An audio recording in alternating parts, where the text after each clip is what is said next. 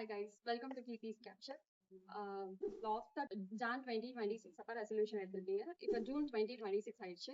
இந்த 6 months என்ன சாதிச்சேன்னு என்ன கேட்டீங்கன்னா நீ கேட்ட ஒவ்வொரு கேள்வி என்ன செருப்பால அடிச்ச மாதிரி இருக்குடா. லிட்டரலா ஒண்ணுமே இல்ல. கடவுள் கொடுத்த அசைன்மெண்ட்ஸ் முடிக்கிறதுக்கே வந்துட்டு 6 months அப்படியே ஓடி போயிடுச்சு. So now I'm here to reset my routine and start some new habits.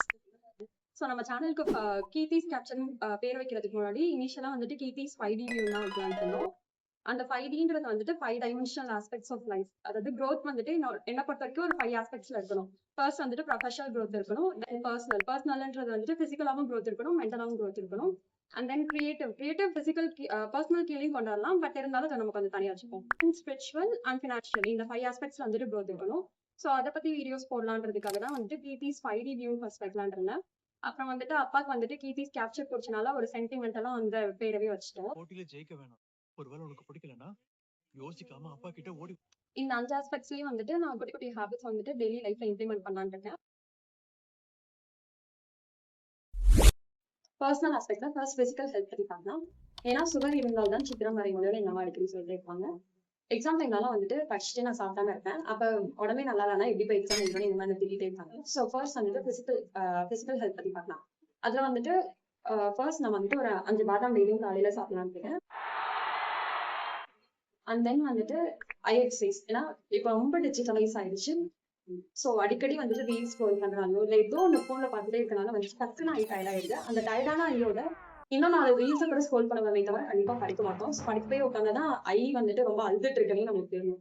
So டக்குனு போய் அதுக்கு ரெஸ்ட் கொடுக்கலாம்னு தூங்க ஆரம்பிச்சிடும். ஸோ ஐ ஹெல்த்தை வந்துட்டு பார்த்துக்கலான்ட்டு டெய்லியும் ஒரு 5 minutes காலையில 5 to 10 minutes வந்துட்டு ஐ எக்ஸசைஸ் பண்ணலான்னு. தென் தேர்ட் வந்துட்டு ஐ எக்ஸசைஸ் மட்டும் இல்லை, உடம்புமே எக்ஸசைஸ் பண்ணலாம். பட் நான் வந்துட்டு மெடிசன் போஸ்டிங் போறதுனால வந்துட்டு டெய்லி வந்துட்டு காலையில ஒரு 5 to ஈவினிங் ஒரு 5 to வந்துட்டு ஏறி இறங்குறதுனால இப்போதைக்கு வந்துட்டு இன்னும் ஒரு எக்ஸ்ட்ரா பிசிக்கல் எக்ஸசைஸ் பண்ணேன்னா அவ்வளோதான், நான் அப்படியே நிறைய தூங்கிடுவேன் அப்படின்னா. ஸோ இப்போதைக்கு வந்துட்டு அந்த இதை வந்துட்டு நான் இன்க்ளூட் பண்ணல. If you have a sedentary life style, ரொம்ப வந்துட்டு உட்காந்துட்டே வேலை பார்க்குற மாதிரி இருந்துச்சுன்னா நீங்க வந்துட்டு ஒரு 10 minutes ஒர்க் அவுட் இதில் சேர்த்துக்கோங்க. ஸோ பிசிக்கல் ஆஸ்பெக்ட்ஸ்ல வந்துட்டு ஒன்று பாதாம் சாப்பிடுறது, அண்ட் தென் இன்னொன்று எக்ஸசைஸ் அண்ட் பிசிக்கல் ஹெல்த், பிசிக்கலா வந்துட்டு ஒர்க் அவுட் பண்றது. தென் மென்டல் ஆஸ்பெக்ட் பத்தி பார்க்கலாம். மென்டலா வந்துட்டு பாத்தீங்கன்னா பிசிக்கல் ஹெல்த் எந்த அளவுக்கு இம்பார்ட்டனோ மென்டல் ஹெல்த் வந்துட்டு அதே அளவுக்கு இம்பார்ட்டன்ட். சொல்லப்போனா இன்னும் கொஞ்சம் அதிகமாவே இம்பார்ட்டன்ஸ் பண்ணலாம். So because will become what we believe அப்படின்னு சொல்லுவாங்க. இந்த மென்டல் ஹெல்த் வந்துட்டு நல்லா வச்சுக்கணும்னா மெடிடேஷன் பண்ணலாம். ஸோ நான் முன்னாடி மேனிஃபெஸ்டேஷன் ஷார்ட்ஸ் யாராவது பார்த்துருந்தீங்கன்னா இல்லை மெடிடேஷன் வந்துட்டு ஒரு ஹேபிட்டா இன்க்ளூட் பண்ணியிருப்பேன், ரொட்டீனா ஸ்டார்ட் பண்ணியிருப்பேன். ஸோ இப்போ நான் மோஸ்ட்லி இப்போ சொல்ற எல்லாமே வந்துட்டு ஹேபிட் ஃபார்மேஷன் ஸ்டேஜ்ல இருந்து அதை நான் அப்படியே இடையில ட்ராப் அவுட் பண்ணிட்டு மறுபடியும் வந்துட்டு ஒரு ஹேபிட்டா அதை பில்ட் பண்ணலான்ற மாதிரி ஆக்டிவிட்டிஸ் தான். ஸோ மெடிடேஷன் அப்படிதான். தென் ப்ரொஃபஷனல் ஆஸ்பெக்ட் பார்க்கலாம். ப்ரொஃபஷனல் ஆஸ்பெக்ட்னா ஒருத்தவங்க ஒரு ப்ரொஃபஷன்ல கண்டிப்பா இருப்பீங்க. ஸோ உங்க ப்ரொஃபஷனுக்கு ஏற்ற மாதிரி டெய்லியும் ஒரு நியூ திங்ஸ் லேர்ன் பண்ணிக்கோங்க, அதே மாதிரி ஸ்கில்ஸ் டெவலப் பண்ணிக்கோங்க. ஸோ என்னோட ப்ரொஃபஷனை பொறுத்த வரைக்கும் இப்போதைக்கு ஃபைனல் இயர் வேலை, ஸோ நல்லா படிக்கணும். ஒழுங்கா வந்துட்டு இப்போ ஒரு மினிமம் 3 hours படிக்கணும் அப்படின்ற மாதிரி ரொட்டீன் கொண்டு வரலான்னு. ஏன்னா கேஸ் இப்போ போயிட்டு நைட்டு லேட்டா வந்தேன்னா அதுக்கப்புறம் படிக்கிறதுக்கு ரொம்ப கஷ்டமா இருக்கு. ஸோ மினிமம் அதுக்கு மேல படிக்க வேணாம்னு சொல்ல, நீங்க நிறைய நேரம் கூட படிங்க. ஸோ மினிமம் 3 hours படிக்கிற மாதிரி ரொட்டீன் செட் பண்ணிக்கலாம். நீங்க வேற ஃபீல்ட்ல இருந்தீங்கன்னா உங்களுக்கு ஏற்ற மாதிரி ப்ரொஃபஷனல் க்ரோத்துக்கு ஏற்ற மாதிரி நீங்க ஏதாவது ஒரு ஹேபிட்டா செட் பண்ணிக்கோங்க. அண்ட் தென் ஃபினான்ஷியல் ஆஸ்பெக்ட்ல வந்துட்டு இதுவுமே வந்துட்டு உங்களுக்கு ஏற்ற மாதிரி. ஸோ மினிமம் உங்களுக்கு ஏற்ற மாதிரி 10, 20, 100, 500,000 அந்த மாதிரி உங்களுக்கு ஏற்ற மாதிரி வந்துட்டு டெய்லியும் ஒரு மினிமம் அமௌண்ட் தான் சேவ் பண்ண ஆரம்பிங்க. ஏன்னா at the end of the year அதை நீங்க பார்க்கும்போது ஒரு பெரிய அமௌண்டா இருக்கும். சிறு தொழில் பெருவெள்ளம்னு சொல்லுவாங்க. So start small savings today and make it a habit. Coming to creativity, நான் கிரியேட்டிவா இருக்கிறதுக்காக ஜேர்னலிங் பண்ணலான்னு இருக்கேன். ஸோ உங்களுக்கு ஏற்ற மாதிரி நீங்க வந்துட்டு உங்களுக்கு டிராயிங் பண்ண பிடிக்கணும், ஏதாவது டூட்லிங் அந்த மாதிரி இல்ல ஜேர்னலிங்கே பண்ணலாம். அண்ட் ஆல்சோ நான் புக்ஸும் ரீட் பண்ணலான்னு இருக்கேன். டெய்லி ஒரு 2 pages படிக்கலான்னு இருக்கேன். ஸோ கிரியேட்டிவ் ஆஸ்பெக்ட்ஸ்ல டெய்லியும் ஜேர்னலிங் நைட் வந்துட்டு அந்த டேயோட ஜேர்னல் பண்ணிட்டு and 2 pages of book read பண்ணலான்னு இருக்கேன். உங்களுக்கு ஏற்ற மாதிரி உங்களுக்கு கிரியேட்டிவா வச்சுக்கிறதுக்கு என்னென்னலாம் பிடிக்குமோ அந்த மாதிரி நீங்க கிரியேட்டிவ் ஆஸ்பெக்ட்ல அதோட ஹேபிட்டை இன்க்ளூட் பண்ணுவாங்க. And one more thing,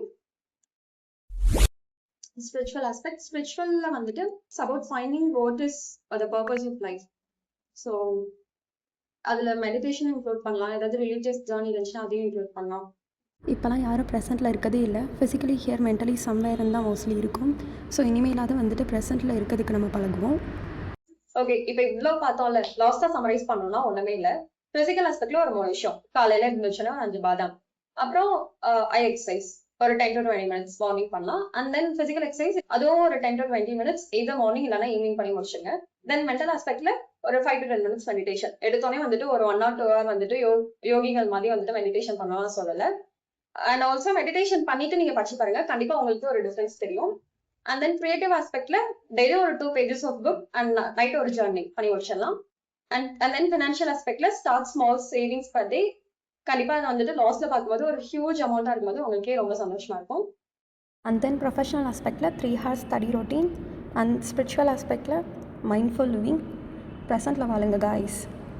so இன்னொரு முக்கியமான விஷயம், habits will grow faster when it is coming to your routine. So அப்படி பார்த்தோம்னா நீங்க இப்ப புதுசா வந்துட்டு ஏதாவது ஹேபிட்டை வந்துட்டு இன்ட்ரடியூஸ் பண்ண போறீங்கன்னா, நீங்க டெய்லியும் ரொட்டீனா இப்ப வந்துட்டு பாதாம் சாப்பிட போறீங்கன்னா எந்திரிச்சோடனே கண்டிப்பா ப்ரஷ் பண்ணுவீங்க. ரெகுலர் ஆக்டிவிட்டி அது உங்களுக்கு ஒரு ரொட்டீன். ஸோ ப்ரஷ் பண்ணி முடிச்சோடனே நான் பாதாம் சாப்பிட போறேன் அப்படின்னு அந்த ரொட்டீனோட ஸ்டிக் பண்ணிக்கோங்க.